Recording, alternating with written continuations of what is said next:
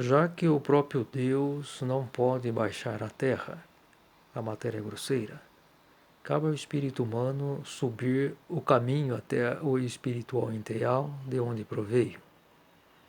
E foi para mostrar esse caminho que o divinal desceu mediante a encarnação. Porque somente na divindade reside a força primordial de onde pode fluir a palavra viva. Não devem, pois, os homens imaginar que o divinal permaneceu na terra de modo a qualquer pessoa poder ser agraciada de maneira toda especial, para tanto bastando ter vontade. Para a obtenção da graça encontram-se as leis férreas de Deus na criação, cujo cumprimento incondicional unicamente pode propiciar a graça. Dirija-se, segundo elas, quem quiser atingir as alturas luminosas.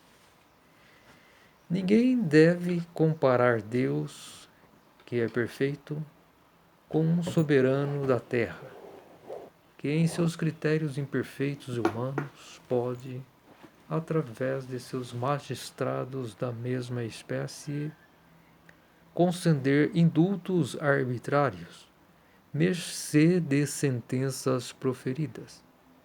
Coisa assim é incompatível com a perfeição do Criador e com sua vontade, que é una com Ele. O espírito humano precisa finalmente habituar-se ao pensamento de que ele mesmo tem que se movimentar energicamente para alcançar perdão e absolvição, e assim cumprir finalmente seus deveres, que omitiu por preguiça. Ele deve cobrar ânimo, refazer-se, se não quiser ser atirado às trevas dos condenados. Deve confiar no seu Salvador, quer dizer confiar em sua palavra, e através da ação tornar vivo o que ele disse. Nada mais consegue ajudar. De nada adianta a crença vazia.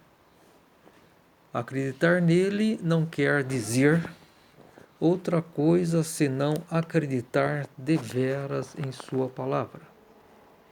Irremediavelmente perdido se acha todo aquele que não se esforça ativamente para se segurar a corda que o Filho de Deus lhe entregou na mão através de sua palavra. Se o homem quiser realmente ter seu Salvador, terá que se animar para a vivacidade espiritual e o trabalho, que não devem visar exclusivamente vantagens e usufruições terrenas, e deve se esforçar para se elevar até ele. Não deve esperar presunçosamente que o Salvador baixe até ele. Sua palavra indica-lhe o caminho para lá.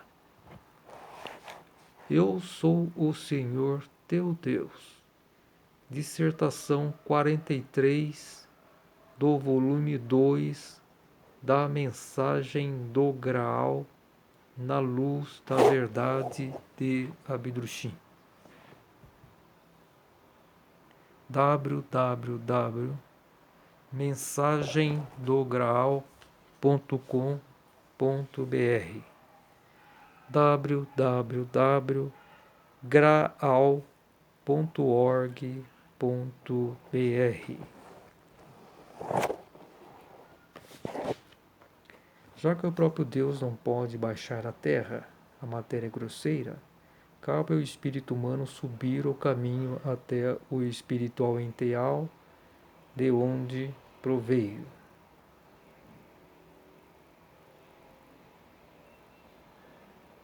Espiritual ideal é a pátria da nossa origem. Tudo afora de Deus é enteal.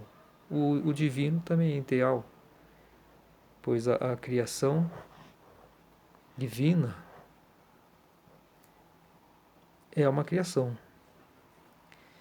E E o reino de Deus Pai, o reino pessoal de Deus Pai, é o reino inenteal, que fica, vamos dizer assim, no núcleo do reino divino. É como o Sol. O Sol tem um seu núcleo. Depois existe as outras partes, as outras extensões a partir do seu núcleo. Mas no núcleo do Sol é que ocorre a fusão nuclear. Da mesma forma, o reino divino. O reino divino possui um núcleo, vamos dizer assim, que é o reino inenteal, onde Deus Pai vive. Certa vez eu fiz eu coloco notas no Facebook, em minha página, Antônio César Domingues, que eu fiz algumas reflexões sobre Deus Pai. Então, eu disse que é o reino inenteal, que ele vive. E, como eu diria, fugiu um pouco o pensamento, mas tudo surgiu da irradiação dele. Primeiramente existia só o reino inenteal. Depois o reino divino foi uma expansão. Como posteriormente, depois de ter concluído o reino divino, houve a criação espiritual, de onde procede o ser humano. E na verdade a criação era muito mais ampla do que as pessoas imaginam. As pessoas imaginam até que a criação que fala a Bíblia foi na Terra. Não é assim. Outros pensam que o ser humano existe há 6.000 anos. O ser humano já encarna aqui na Terra há 3 milhões de anos. E o planeta Terra foi o primeiro planeta habitado no sistema Éfeso, sistema universal Éfeso. E existem 7 sistemas no total, universais. Cada sistema desse pode ser que tenha um diâmetro em torno de 100 bilhões de anos-luz. É muito maior do que a ciência imagina o universo. O universo do que o ser humano, os astrônomos, os cosmólogos, aqueles que estudam especificamente o cosmos, o universo, apenas está visível dependendo da onde alcança a velocidade da luz. Então a luz das últimas galáxias alcança nós a partir desse limite da velocidade da luz. Tudo que passou da velocidade da luz não chega mais a nós. Devido à expansão do universo, ele vai desaparecendo. Mas não significa que depois disso, além desse limite, que assim se estabeleceu um raio de 13,7 bilhões de anos-luz, conforme o que o telescópio espacial Hubble determinou com as suas fotos, né, das bordas do universo, próximo às bordas, né? Mas o que se vai descobrir quando houver os novos telescópios alcançarem até os confins do universo visível é que vão encontrar galáxias já formadas. Então isso vai ser uma prova, porque hoje ainda não se consegue. O máximo, a galáxia mais distante que os telescópios alcançaram tem 13,3 bilhões de anos-luz.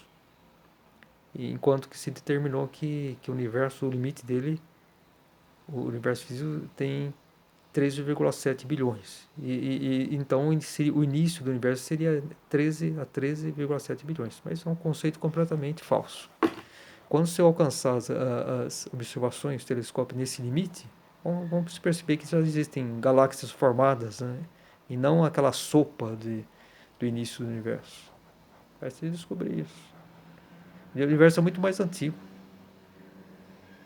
Pode ter dezenas de bilhões de anos. Não se sabe determinar. Eu nem sei se vai ser possível um dia se determinar. Materialmente não, espiritualmente sim. Cada sistema universal possui muito maior do que esses. Vamos supor, se o raio do universo visível possui 13,7 bilhões de anos-luz,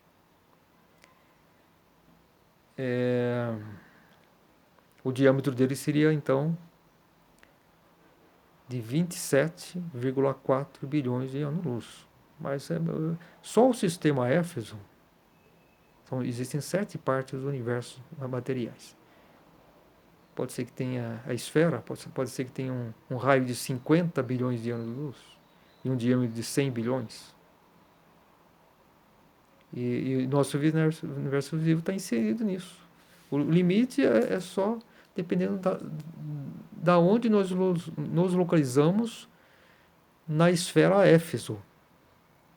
Dentro da esfera Éfeso. Não se sabe se está mais próximo do centro ou no limite.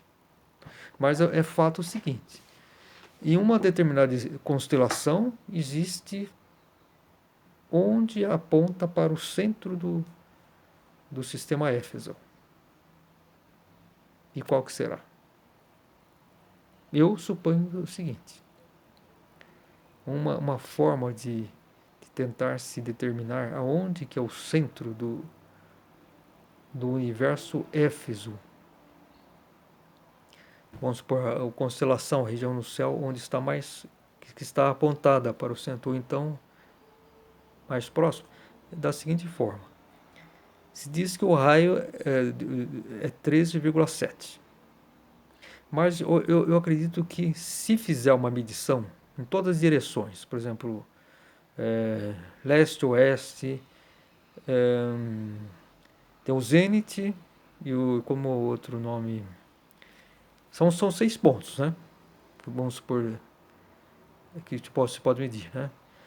No plano você tem leste, oeste, norte, sul, norte e sul. Mas tem o zênite, que é em cima, e o outro lá embaixo. No nadir é o outro ponto, que são, vamos supor, se você estiver de pé, olhando na sua frente, você vai para o nascente, você vai ter o leste, atrás o oeste, à sua esquerda o norte, à sua direita o sul. No alto da sua cabeça você vai ter o zênite, e nos seus pés, abaixo dos seus pés, vai ter o ponto nadir. São 6 pontos. Agora, se forem pesquisados pelos telescópios, esse limite de 13,7 bilhões de anos-luz do universo, eu creio que vai se descobrir pequenas diferenças desses pontos. Vamos descobrir que quando uma determinada região do céu, vamos supor que seja no zênite, vamos colocar um ponto qualquer. Vamos supor que exatamente no zênite existe, se faça a medição, deu 13,7. E que vamos supor que seria esse, né? Então o centro do universo Éfeso. Vamos fazer essa suposição. Então o nadir, que está exatamente oposto, né, abaixo dos nossos pés, ele teria que estar um pouco menor. Não teria que ter esses 13,7 bilhões de anos. Teria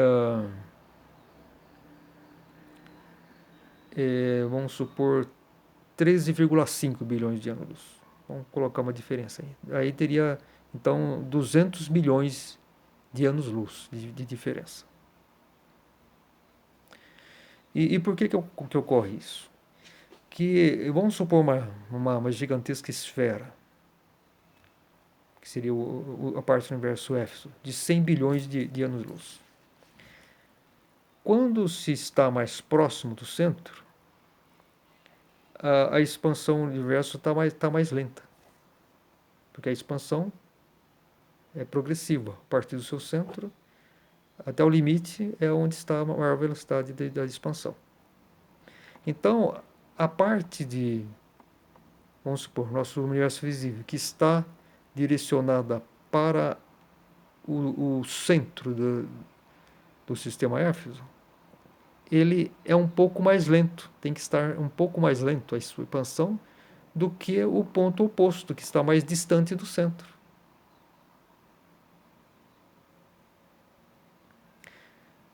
Justamente por isso, porque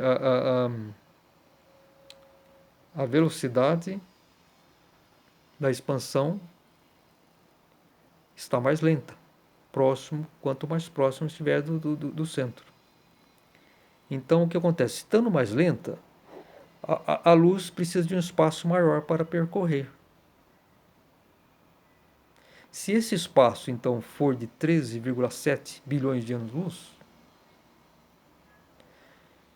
então vamos imaginar, a esfera do nosso universo visível, o diâmetro, né? A esfera do nosso universo visível, que é apenas ilusória, depende de onde nós estivermos,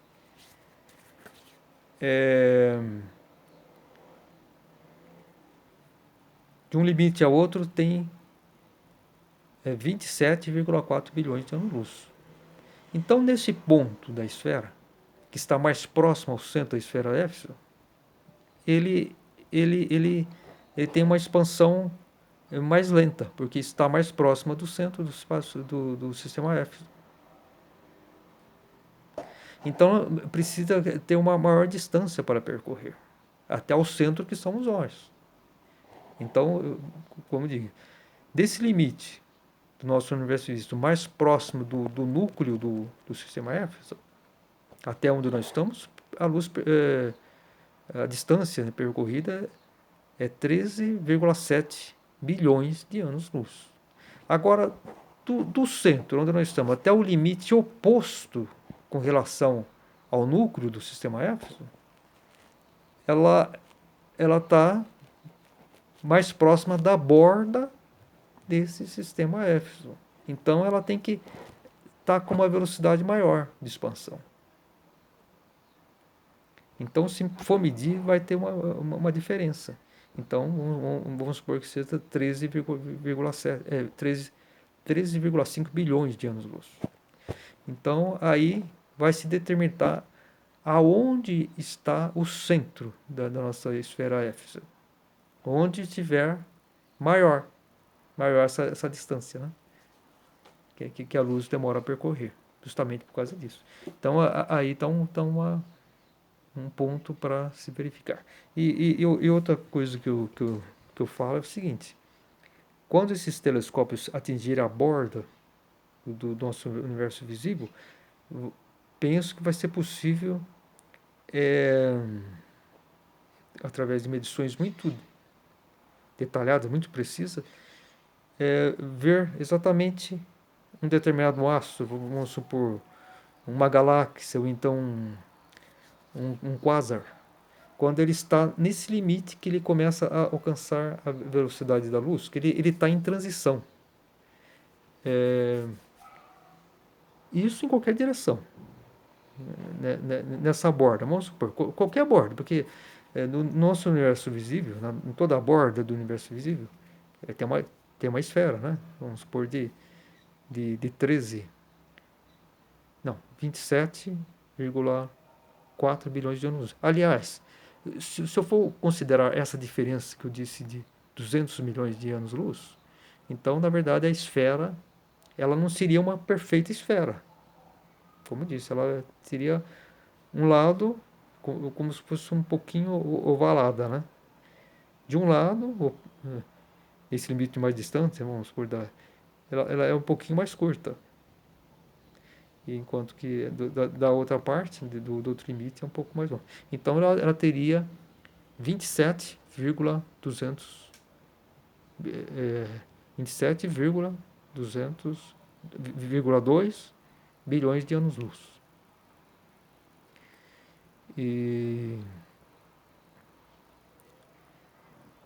então é essa questão. E quando essa nova geração de supertelescópios, os maiores telescópios que existem hoje na Terra, com as tecnologias novas para corrigir as deformidades atmosféricas, né? Porque existem duas questões dos telescópios terrestres tinham problemas, né? Para ter uma visualização nítida do espaço, né? Das estrelas, das galáxias, conforme é acima da atmosfera, como o telescópio espacial Hubble consegue, né? Mas ele tem uma capacidade pequena, porque o diâmetro do espelho dele possui apenas, me parece que 2,5 por aí. Agora me fugiu um pouco a memória, mas me parece que o diâmetro do espelho do telescópio Hubble possui algo em torno de 2,5 metros, que é pequeno em vista dos telescópios maiores que existem aqui na superfície da Terra. O maior, que é um telescópio binocular que fica no Arizona, ele tem até chamado de olhos de Lúcifer. Olhos de Lúcifer. E parece que até o Vaticano foi um dos patrocinadores desse telescópio. Ele tem binocular, ele tem dois, vamos supor, espelhos de uns 8 metros de diâmetro, que é considerado então como um único, ele funciona como se fosse um único espelho de 11,5 metros de diâmetro. Então esse é o maior telescópio que existe hoje na Terra. Mas o telescópio Hubble, ele tem apenas 2,5 metros. Mas ele compensa justamente por ele estar no espaço, né? Que o espaço é livre. Agora tem esse novo telescópio James Webb, que ele vai ser lançado para uma órbita bem distante, além da Lua, de 1,5 milhão de quilômetros. Enquanto que o telescópio Hubble está uns 300 quilômetros. Talvez nem isso. Não sei exatamente que está orbitando a Terra, né? Não, menos de 300. Acho que talvez uns 30 quilômetros, 50, eu não está vindo na minha memória, mas ele orbita a Terra muito, muito próximo, né? Vamos supor, entre a Lua e a Terra, né? Telescópio Hubble. Agora, esse James Webb, que tem um diâmetro muito maior, ele não acaba sabendo, mas parece que de uns 8 metros, coisa assim. Talvez não isso, talvez uns 6 metros. Né? Eu não estou me recordando. Né? Mas é uma capacidade muito maior do telescópio Hubble. Ele vai orbitar além da Lua. A Lua está aproximadamente 380 mil quilômetros da Terra, né? Então esse telescópio James Webb vai orbitar a 1,5 milhão de quilômetros da Terra. Ele vai descobrir muita coisa. Mas agora está vindo a nova geração de super telescópios, que vão ter diâmetro de 25 metros. Tem até o maior, um consórcio europeu, que está sendo montado no Chile, lá nos Andes, né? Onde tem as melhores, no norte do Chile, né? Onde tem as melhores condições de observacionais, né? De tempo seco, sem ausência praticamente quase total de chuva, né?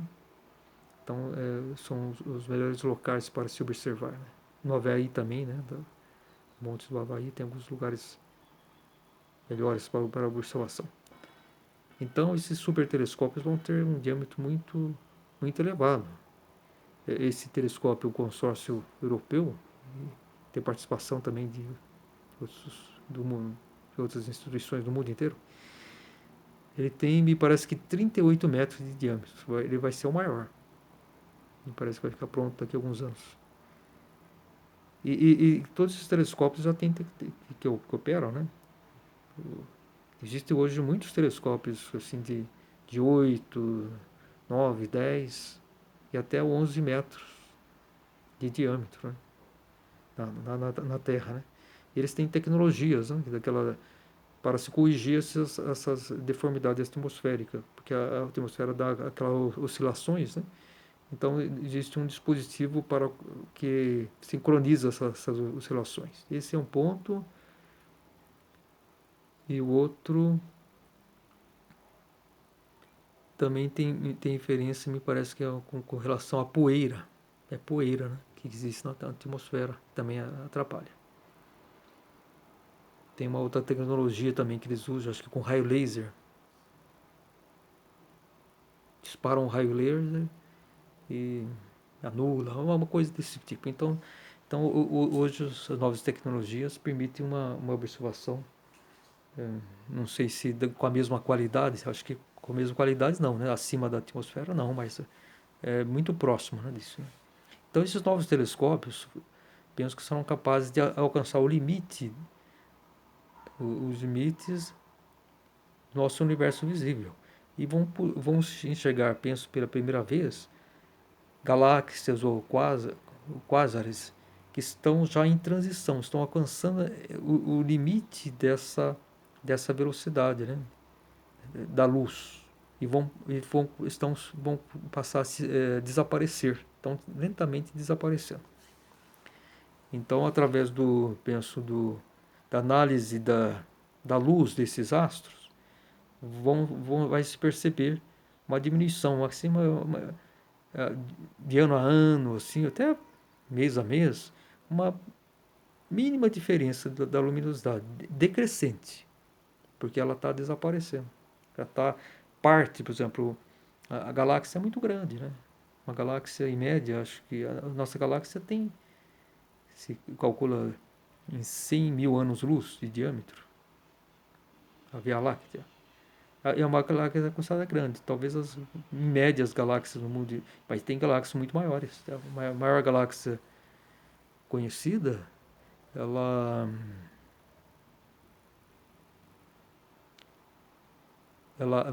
teria uma luminosidade algo em torno, me parece que 3 bilhões, não, trilhões, 3 trilhões de sóis. E um diâmetro, me parece que de 5 milhões de anos-luz. Algo assim, eu não sei exatamente. Mas existem galáxias muito maiores que a nossa Via Láctea. Nossa Via Láctea, ela tem uma luminosidade, ela se calcula que tem 200 bilhões de estrelas, né? Então, vamos supor que o Sol é uma estrela média, assim, vamos supor, de luminosidade. Então, poderia falar aproximadamente que a Via Láctea tem uma luminosidade de 200 bilhões de sóis. Essa maior galáxia me parece que tem uma luminosidade de 3 bilhões, não, 3 trilhões de sóis. E um diâmetro eu não sei quantas vezes maior que a do Sol. Eu não me recordo, mas talvez seja algo em torno de 10 vezes o diâmetro.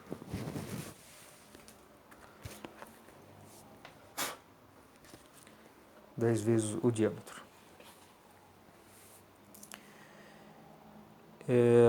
Então, essas questões, né, que fala sobre as descobertas, né, enfim, o fato é que o universo é muito mais antigo e muito mais, imensamente mais extenso do que se supõe. Existem, na verdade, são 7 universos, ou partes universais, e materiais. Éfeso é o nosso, os outros nomes são,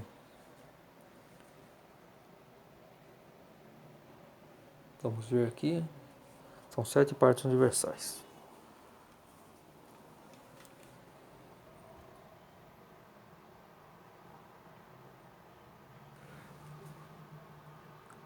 Além de Éfeso, tem Éfeso, Filadélfia, Laodiceia, Pérgamo, Sardes,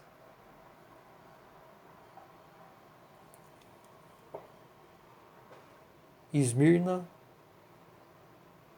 e Tiátira. São as 7 partes universais. E possivelmente elas têm todos a mesma massa e o mesmo diâmetro. A evolução acompanha assim.